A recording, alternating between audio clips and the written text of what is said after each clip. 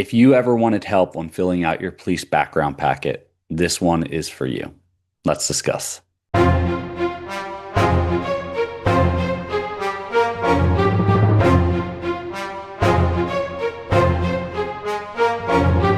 Before we get started, I have two gifts in the description for you. One is the Getting Started workshop. It's going to walk you through every phase of the hiring process.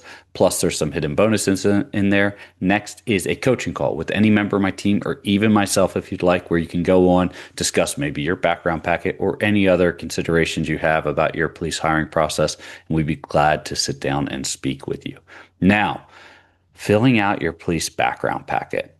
This is a big step in your hiring process, and it's a very hard one to do for you individually in this type of setup. So I'm going to cover a lot of the common things where I see individuals struggle with, kind of, excuse me, some of the common things that they forego, right? Completely forget about. And then from there, we will kind of help you build out your police background packet. Now, let's see. Let's start off at the top, right? So you've always hear me mention about preparation and getting all your references and all your work history and everything like that together. This is where you're going to put it down on one single document. Your police background packet is the single most important document you are going to fill out in your police hiring process. It's something that is going to take a substantial amount of time to do it right.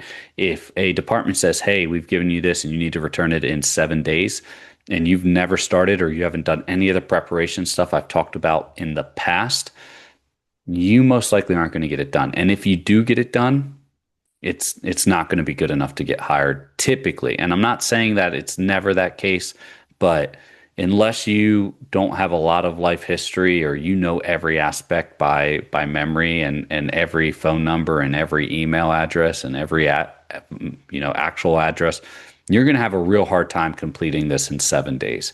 And while I disagree with departments telling you, hey, here's 7 days to fill out a entire police history packet of your entire life, sometimes it happens. But being prepared, having a sample one, such as what we provide our coaching community members and what's in our online course, that is ideal. You don't need to even use ours. Go find another one. I mean, ours is more robust, I think, but that's my biased opinion.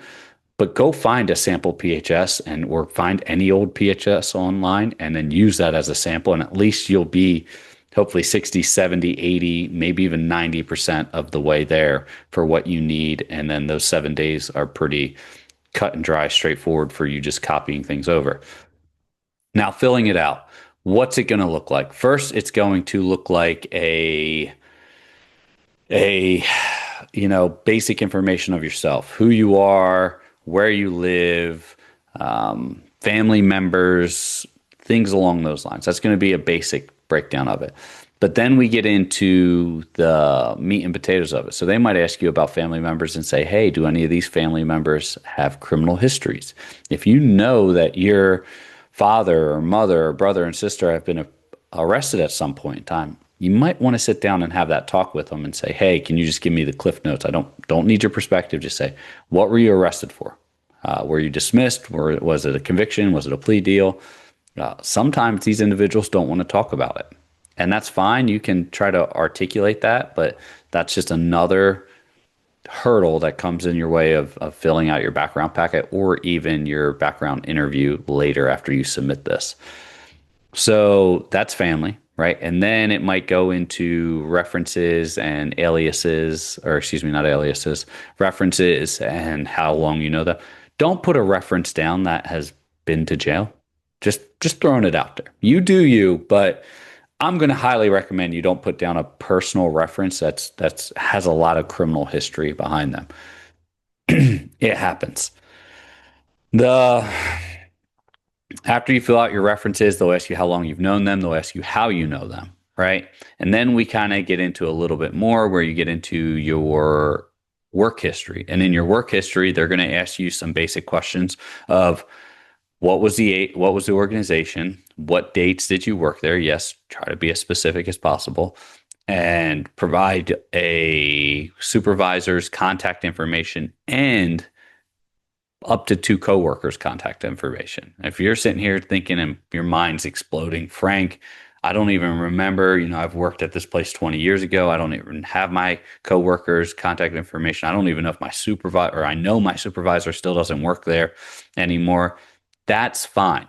There are certain things you can do to fill that out. One, I could sit here and spend this entire, training session on that, but ultimately where you're at with it is you just list the information you do have, contact the organization if they're still around, ask them to provide you a point of contact reference for that, and then you can put that in the supervisor spot. And then same, say with the coworkers, hey, you attempted to, and once again, you can attempt to make contact. If you can't, that's fine. Just list it. Just know it might slow the process down.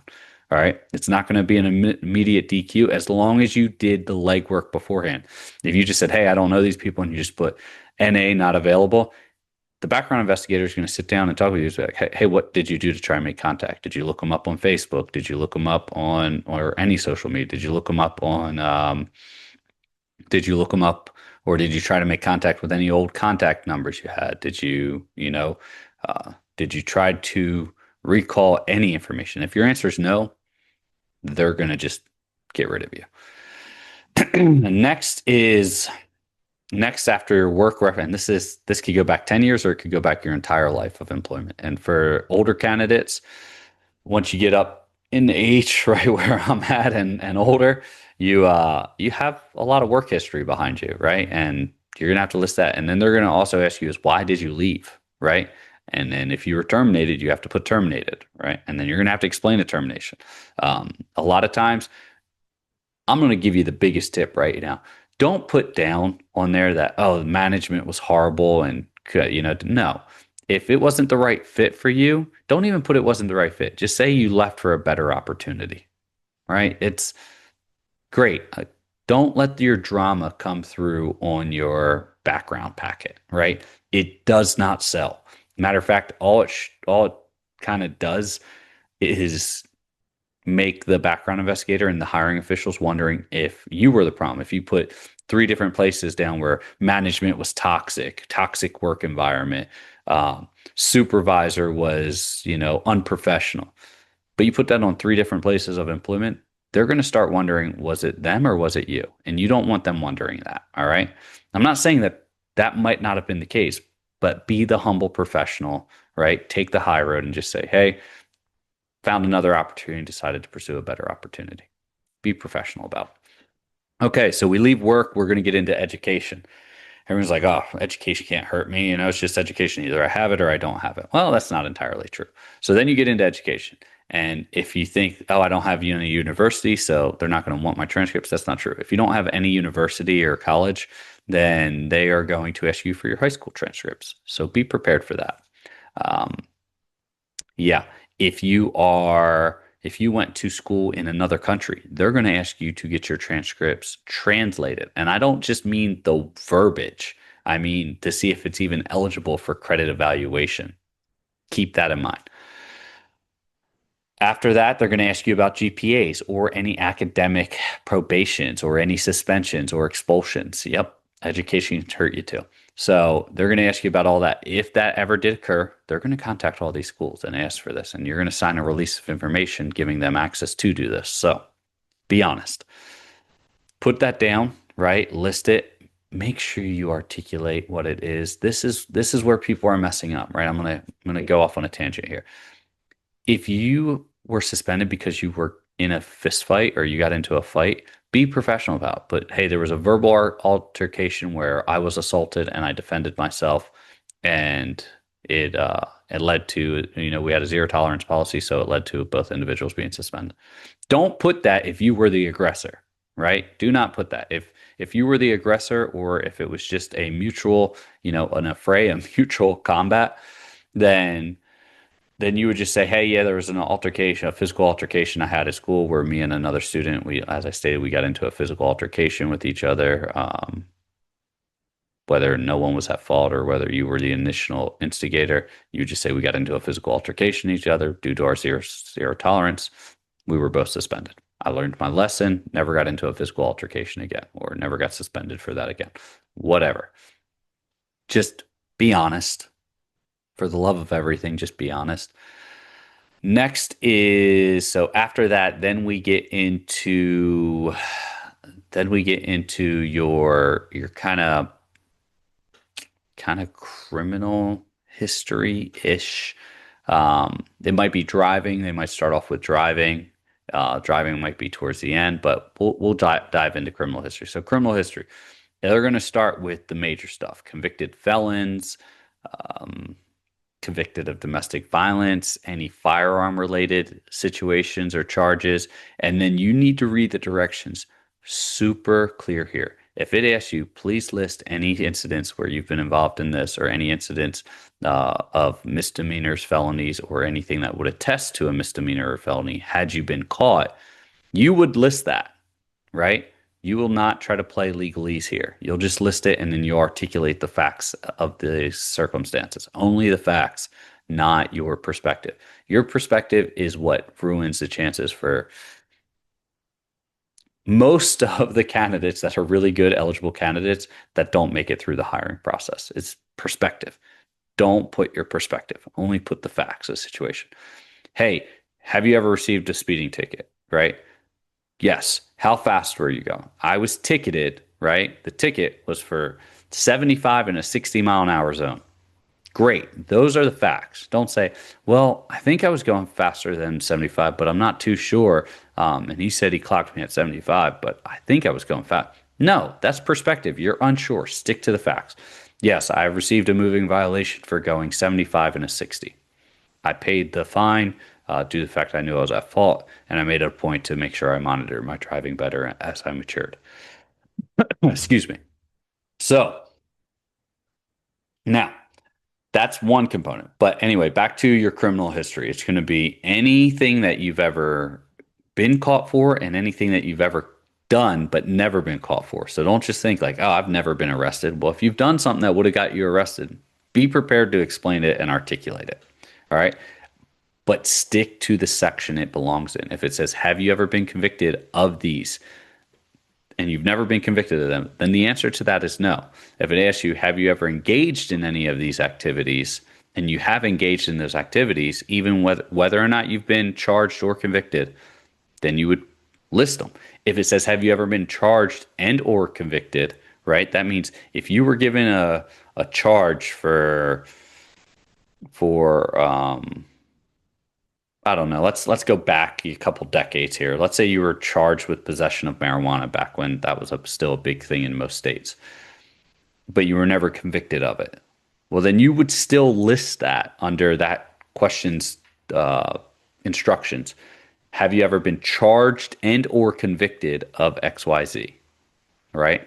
And then you go down as have you ever committed any of the following acts, right? Committed is the question here. It's not charged, it's not convicted. It's have you ever engaged in any of this? And you will list it. So, possession of a controlled substance. Yes, I possessed marijuana approximately 14 times in my life. The last use being 2000 and I don't know, pick a number, 2014, right? Sure, you would list that, right? And then you would just articulate as such, be specific, name of the substance, the total amount of times, and the last time used. That's pretty much cut and dry right there. But it can go into anything, right? And it's extensive. I mean, it is extensive. I'm not even going to go through all the questions, but just just know it is 100% extensive to all the questions that they can ask you about. So that's your criminal history. So there's a couple different ways they can ask you your criminal history. They can ask you about actual convictions. They can ask you about charges and or convictions, or they can excuse me, about actually committing the offense. And that's whether you've been caught or not, right? Obviously, if you've been caught, you're listing it. If you haven't been caught, guess what? You're still listing because you got a polygraph coming up. So, and they're really good at investigating. So just keep that in mind. The next part after that, after you get through your criminal history, they'll probably go into driving, right? And you're thinking like, Frank, some of this stuff might overlap. It may, but find the section that it more specifically is suited to, right? So DUIs might be up in criminal history, or they might be down in driving. If it mentions DUIs in a separate place, then so say you go through all the criminal history and it lists out all the crimes that they're asking you about, right? And it doesn't have DUI there, but has DUI in the auto or in the driving section, then stick to keeping DUIs or past alcohol related incidents with vehicles in that section. Don't try to put it in another. Stick to the section because if you double list it, it just makes your background packet look worse. I'm like, oh, they got a DUI. Is this a second DUI? Is this a third? What's going on? Why did they list it twice? If you're still confused about it, I understand it's a confusing packet. It's written with a lot of legal jargon that you may or may not understand. That's why we do this to help you out, right? So you go in there, you're in your driving section. It's going to ask you about any alcohol related incidents while driving or any substances while driving, not just alcohol. It's going to ask you about your driving license from every state you've ever had a driver's license from. So if you, perfect example, I've had a driver's license in multiple states, right? So, but one state I had a driver's license, moved to another state, updated my driver's license in that state, came back and got another driver's license back in the original state. But my number never changed, right? So what I would say is that's not a different driver's license. That's the same driver's license, right? But the times that it was active versus inactive, that's what I would spell out, right? I would show that as an example. I wouldn't just list it as new driver's license every single time. I would just spell out that this one was active in this state, moved to another state, came back, reactivated the old driver's license. If your state does that. Now, so you put all your driver's license down, you're going to have to put down all the vehicles that you currently own, make sure there's an insurance and registration number. All that's going to be in that section. You're going to have to put down accidents. They may even go into a little bit more criminal history here and say, have you ever engaged in these activities such as street racing? Have you ever engaged in participating in unsanctioned car rallies? They might ask you about, have you ever participated in, or have you ever this is a big one, have you ever operated a motor vehicle under the influence, even though you've never been caught? And that gets a lot of people because a lot of people misread that as, have I ever consumed alcohol or consumed a substance, an altering substance, and then operated a motor vehicle. But the key word there is under the influence, right, of alcohol. So if you consumed alcohol at 3 p.m., right, you consumed one drink of alcohol at 3 p.m. and then operated your motor vehicle at 9 p.m., 6 hours later, there's a good chance that you're not under the influence, especially if you consumed food and other beverages that were non-alcoholic, such as water, prior to that time driving home. I'm not telling you to try to legalese your way out of this. I just want you to think about it very clearly that the question is, have you ever operated a motor vehicle under the influence? Now, if you were below the age of 21 and you had a point zero 0.01, right? So the legal limit of being considered under the influence is considered point zero 0.08. Now, that's subject in different states, but typically it's point zero 0.08. But if you're under the age of 21, excuse me, your legal limit is zero. So if you have a point zero 0.01, it doesn't matter if you have point zero zero zero 0.0001.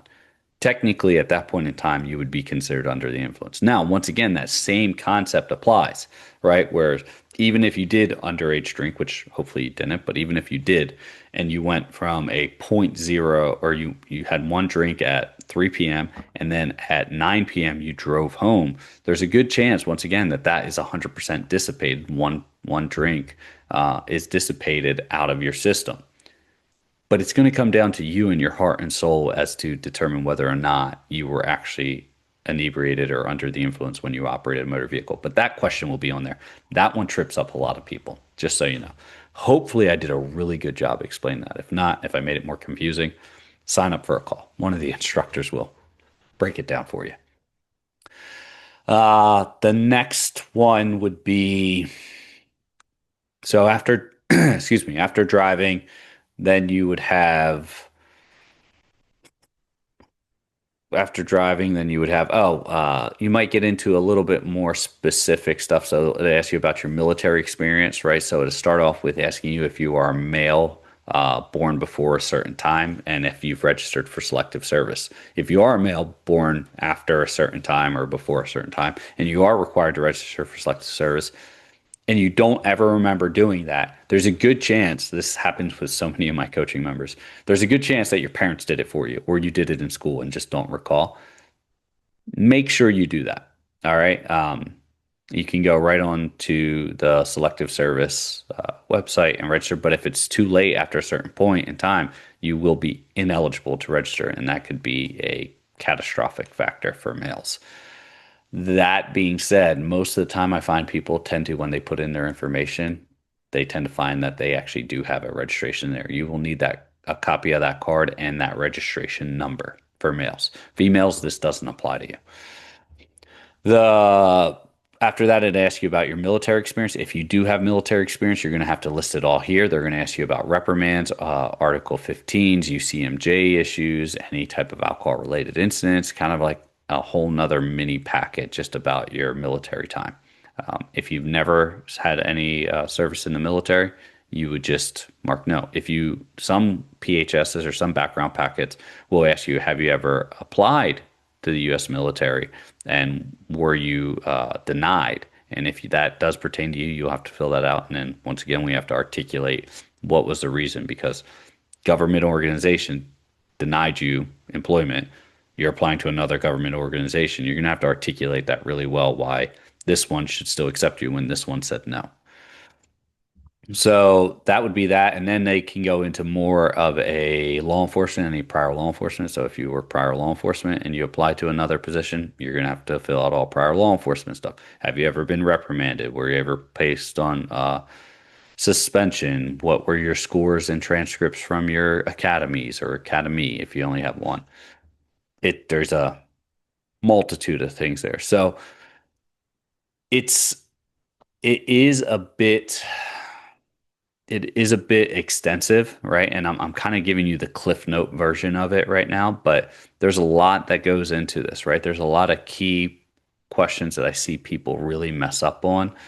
And when I say it, I shouldn't even say key. I see people mess up on common questions just because they misunderstand them and wind up marking down, have you ever used a motor vehicle without authorization? And you say, well, I borrowed my mom's car without permission one time. That doesn't necessarily meet the level of auto theft, which is what that question is technically asking you from a legal, articulative perspective, like a legal jargon. That's legal jargon, is unauthorized use of a motor vehicle. That's technically the name of that crime in some jurisdictions. We commonly know it as auto theft or grand theft auto. The Borrowing your parents' car, when it's kind of a blanket statement that you can, even though you didn't get direct access, which is how that question would be worded. Have you ever borrowed a vehicle without immediately expressed access?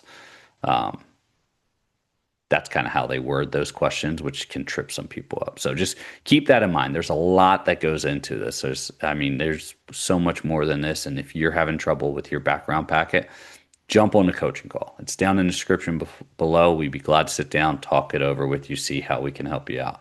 The other gift we have down there is your Getting Started workshop, which will also help walk you through part of the background phase and every other phase in the hiring process too. I hope this helps. Stay safe, and I will see you next time.